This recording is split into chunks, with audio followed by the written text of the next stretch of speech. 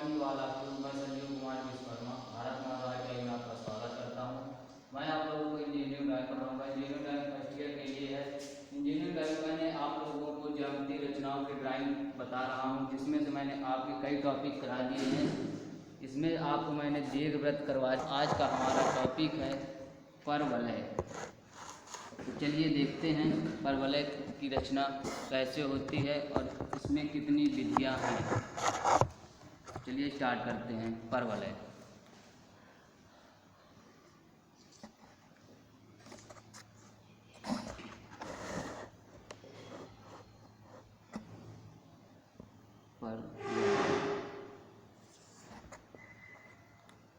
इसको पैराबोला भी बोल सकते हैं।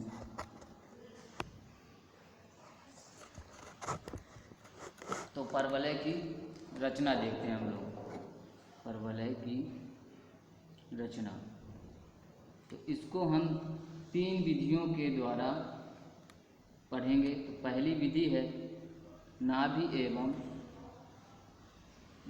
एवं स्थिर रेखा विधि। स्थिर रेखा विधि इसको बोलेंगे इसेंट्रिसिटी मेथड। Eccentricity method. और दूसरी विधि है स्पर्श रेखा विधि। स्पर्श रेखा विधि इसको बोलेंगे टेंजेंट मेथड। Tangent method. और जो तीसरी विधि है वो है आयताकार विधि। आयताकार विधि इसको हम बोलेंगे रेक्टेंगुलर मेथड। Rectangular method. तो चलिए बात करते हैं इसके। सबसे पहली विधि जो है हमारी वो है नाभि एवं स्थिर रेखा, उसकी बात करते हैं। ये तो तीनों हो गई हैं परवलय की विधियां, तो तीनों को हमको आज पढ़ना है। तो सबसे पहले हम स्टार्ट करते हैं पहली विधि। पहली विधि है नाभि एवं स्थिर रेखा। पहली है नाभि एवं स्थिर रेखा विधि। इसको हम बोलेंगे इसेंट्रिसिटी मेथड। Eccentricity method. तो चलिए हम इसमें क्वेश्चन लिख लेते हैं कि क्वेश्चन होता किस प्रकार का है। तो चलिए देखिए क्वेश्चन। एक परवलय की रचना कीजिए। रचना कीजिए जिसकी नाभि की स्थिर रेखा से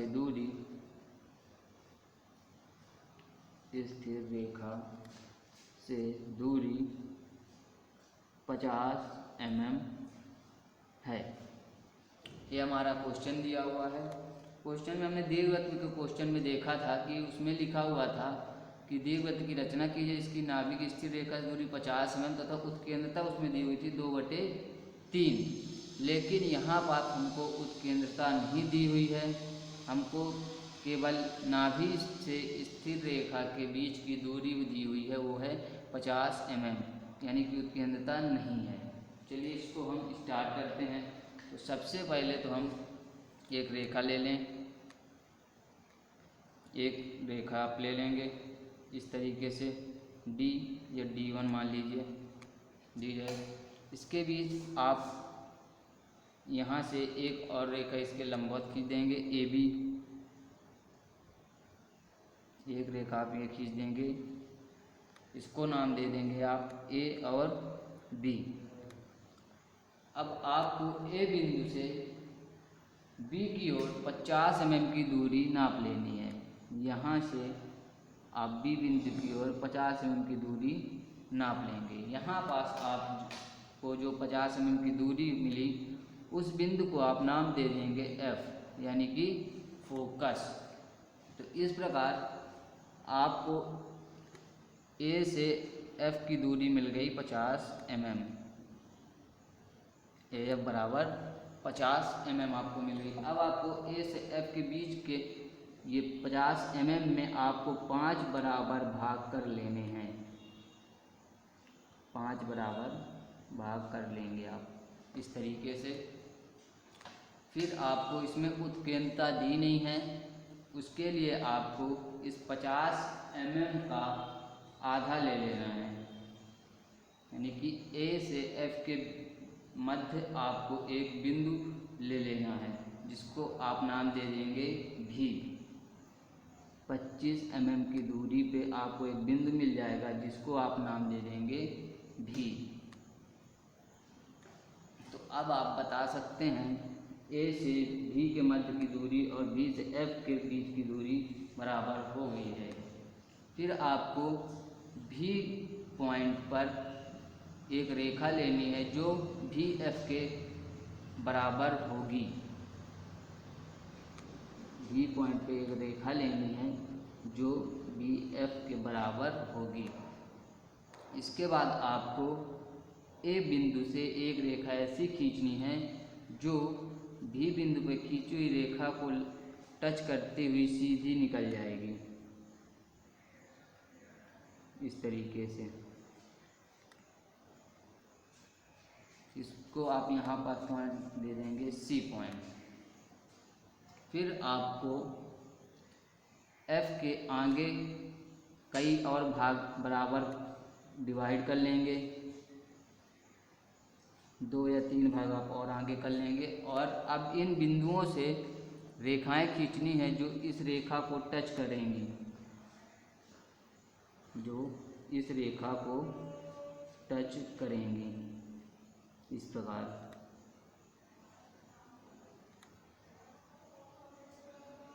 इसी तरीके से आप 2-3 रेखाएं और खींच लेंगे फोकस के आगे इस प्रकार से। ये आपने रेखाएं खींच ली हैं। इसके बाद आपको इन रेखाओं पे नाम लिख देना है। फिर आपको V और C रेखा के बीच की लंबाई नापेंगे और फोकस को केंद्र लेंगे और आपको V से C रेखा पे कट करना है। इस रेखा पे आपको कट करना है।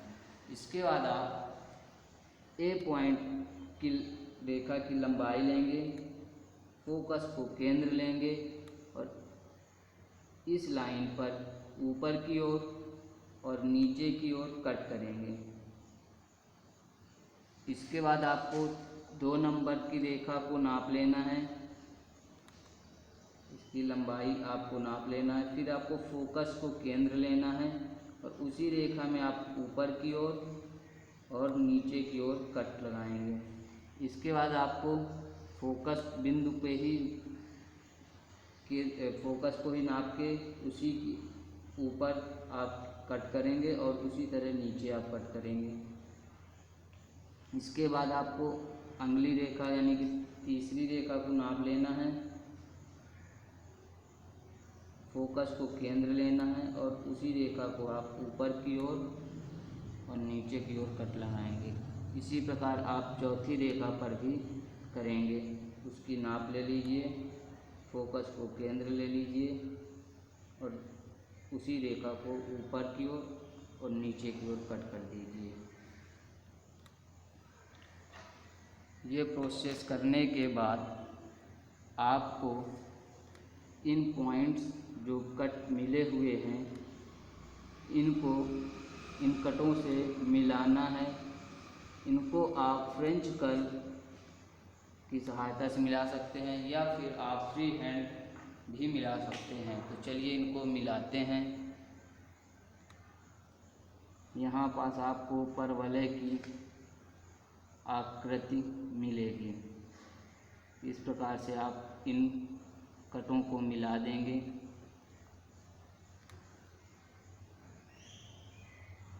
ये कट्स आपके सभी जो हैं वो मिल जाएंगे इस तरीके से। ये और आपने जो 50 mm की दूरी ले रखी थी उसको भी आप यहाँ दर्शा देंगे। इस बिंदु से यहाँ तक की ये दूरी आपकी हो गई 50 mm। और इन कटों को आप दर्शा सकते हैं जैसे कि P1, P2, PF, P3 और P4, इस तरीके से आप दर्शा सकते हैं। तो ये जो आकृति आपको मिली है ये ही परवलय की रचना हुई। ये तो पहली विधि थी। चलिए अब इसके दूसरी विधि की बात करते हैं। परवलय की दूसरी विधि है स्पर्श रेखा विधि। दूसरी विधि है स्पर्श रेखा विधि। इसको हम टेंजेंट मेथड भी बोलेंगे, टेंजेंट मेथड। ठीक, इसमें हमको कोई क्वेश्चन नहीं दिया हुआ है तो इसके लिए हमको मान लेनी है।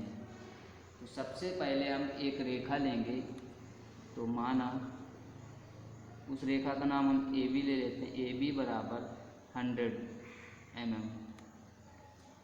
ये रेखा की आप मान लेंगे माप। इसके बाद आपको 100 mm की एक रेखा खींच लेनी है।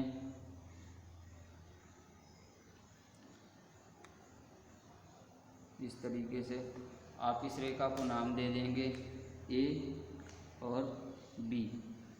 इसके बाद इसका केंद्र निकाल लेना 50 mm और यहाँ से आपको इसके लंबवत एक रेखा लेनी है। इसकी माप आप अपने अनुसार ले सकते हैं। इसकी माप आप अपने अनुसार ले सकते हैं। इस रेखा को आप नाम दे दीजिए ई और एफ। अब आपको इसी रेखा के ऊपर एक रेखा और खींचनी है जिस उसकी भी माप आपको उतनी ही लेनी है जितनी आपने ई और एफ की ली हुई है। और इसको आप नाम दे देंगे ओ। तो यहाँ पास आपकी माप हो गई ई एफ बराबर एफ ओ, यानी कि आपकी जितनी ई एफ की माप है उतनी ही एफ ओ की भी माप है। फिर इसके बाद आपको ओ बिंदु को ए और बी दोनों से आपको मिला देना है। ए और बी दोनों से मिला देना है आपको।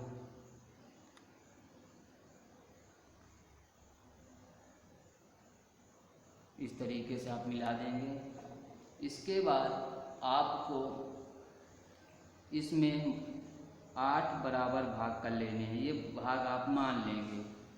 तो आपको 8 बराबर भाग करने हैं। तो इसके लिए आपको ए और ओ रेखा के बीच की दूरी नाप कर रेखा की लंबाई जितनी होगी उसमें आपको 8 बराबर भाग कर लेने हैं। चलिए 8 बराबर भाग कर लेते हैं। इस तरीके से आप कर लेंगे।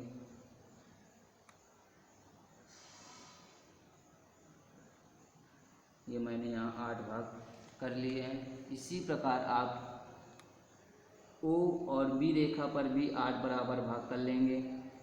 जिस तरीके से आपने ए बी रेखा पर 8 बराबर भाग किए हैं उसी तरीके से आप ओ बी रेखा पर भी 8 बराबर भाग कर लेंगे।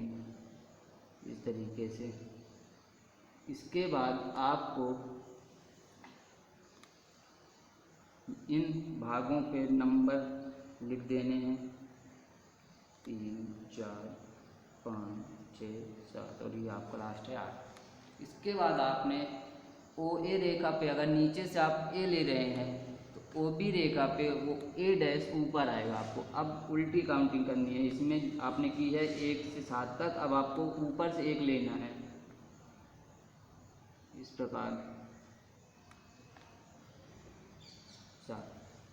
अब आपको 1 को 1 से मिलाना है और 2 को 2 से मिलाना है। इसी प्रकार आप सभी भागों को एक दूसरे से मिला देंगे। ये 1 को 1 डैश से, 2 को 2 डैश से,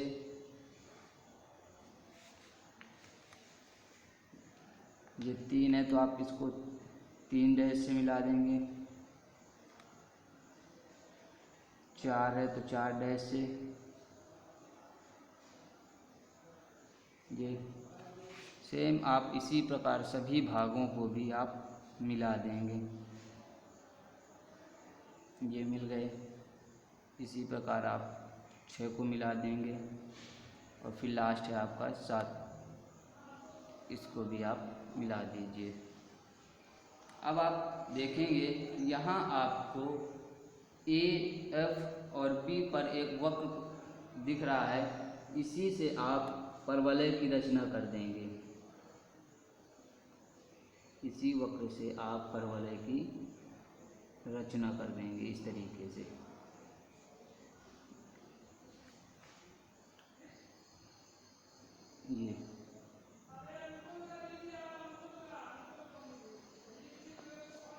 ये आपने इस तरीके से रचना कर देंगे और यहाँ आपको परवलय की आकृति मिल जाएगी। ये थी आपकी परवलय की दूसरी विधि, स्पर्श रेखा विधि। चलिए अब बात करते हैं परवलय की तीसरी विधि की। तो तीसरी विधि है आयताकार विधि। तीसरी विधि है आयताकार। परवलय की ये तीसरी विधि है आयताकार विधि, रेक्टेंगुलर मेथड। ठीक, ये हो गई। इसमें आपको कोई क्वेश्चन नहीं लिखा, ना कोई माप लिखी हुई है। तो इसके लिए आपको 2 अक्षों की आवश्यकता पड़ेगी, एक दीर्घ अक्ष और दूसरी लघु अक्ष, जिनकी माप आप अपने हिसाब से मान लेंगे। तो चलिए देखते हैं। माना दीर्घ अक्ष आप ले लीजिए 120 mm और लघु अक्ष आप ले लीजिए 80 mm। ये मान आप लोग मान लेंगे। इसके बाद चलिए रचना करते हैं। तो आपको सबसे पहले दीर्घ अक्ष दिया हुआ है 120 mm का। आप 120 mm का दीर्घ अक्ष खींच लीजिए।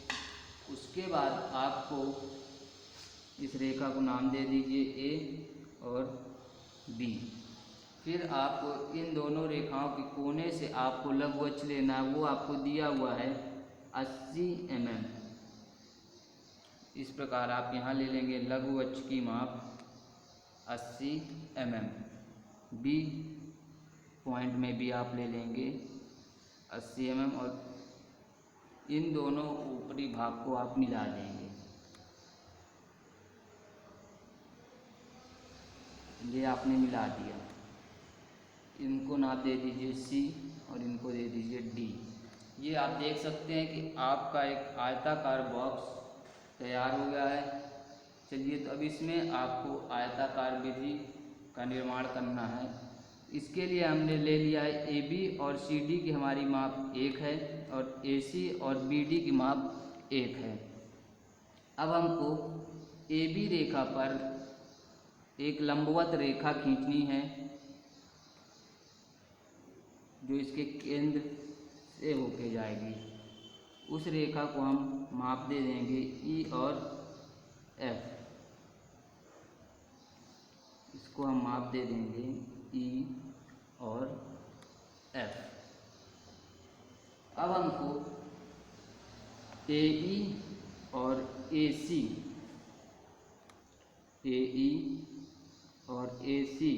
रेखा पर मानकर 8 भाग कर लेंगे। माना 8 भाग वो हम कर लेंगे इस पे। तो चलिए देखते हैं जितनी इसकी माप है उनमें से हमको 4 भाग करने हैं। तो 4 भाग हम कर लेंगे जितनी माप दी हुई है। और ऐसे ही आप AE रेखा पे कर लेंगे। अब आपको इन सभी को F से मिला देना है।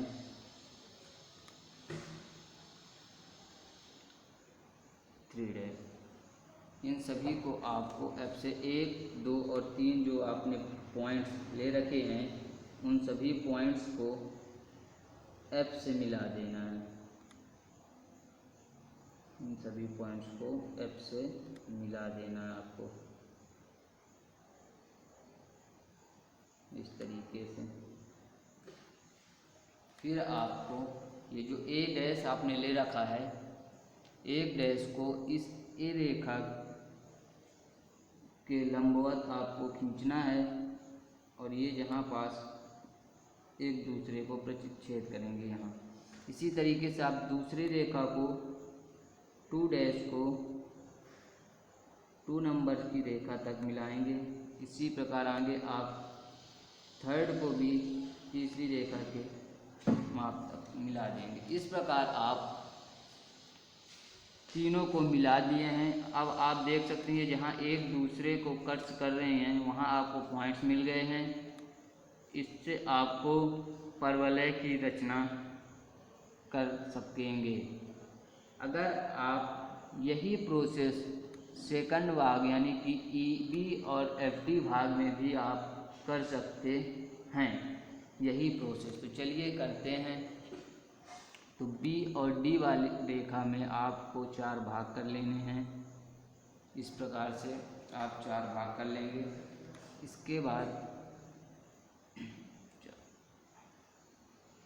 इन सभी को पॉइंट्स को आप इस F पॉइंट से मिला देंगे। इन पॉइंट्स से मिला देंगे आप इस तरीके से। ये मिल गई, ये मिल गई। इन सभी को आप मिला देंगे इस तरीके से ये, और इसको भी आप यहाँ से मिला देंगे। ये मिला दिया आपने। फिर इसके बाद आपको EB रेखा पर भी 4 भाग कर लेने हैं। EB रेखा पर भी आपको 4 भाग कर लेने हैं और 4 डैश, 5 डैश और 6 डैश को आपको दर्शा देना है। इसके बाद 4 नंबर पॉइंट रेखा पर आपको 4 डैश की लाइन खींचनी है 5th पे 5th रेखा की। इस तरीके से आप इनको मिला देंगे। ये आपके मिल गए। अब आपको 1 नंबर और 4 नंबर की ये जहाँ पॉइंट्स कट रहे हैं इन रेखाओं को एक दूसरे से मिला दीजिए। इसके बाद आपको 5th डैश और 2 डैश की लाइन को मिला देना है। इसके बाद 3 डैश और 6 डैश की रेखा को आप मिला देंगे। तो अब आप देख सकते हैं कि ये जो पॉइंट्स आपको मिले हुए हैं इन पॉइंट्स से आप परवलय की रचना कर सकेंगे। इनको आप फ्रेंच कर्व की सहायता से या फिर आपको पास अगर फ्रेंच कर्व नहीं है तो आप फ्री हैंड इनको मिला सकते हैं। तो चलिए मिलाते हैं इन पॉइंट्स को और देखते हैं परवलय की रचना। तो यहाँ से आपको ये मिला देना इस तरीके से ये पॉइंट्स। इसके बाद आपको अगला पॉइंट्स ये मिल गया। फिर आपको ये पॉइंट्स मिला देना है इस तरीके से और ये पॉइंट्स आपका यहाँ आ जाएगा। ये एक साइड आपने इस तरीके से मिला दिया है। सेम प्रोसेस आपको इस भाग में भी करनी है। इस तरीके से आप इसको भी मिला देंगे। यहाँ से ये मिल जाएगा।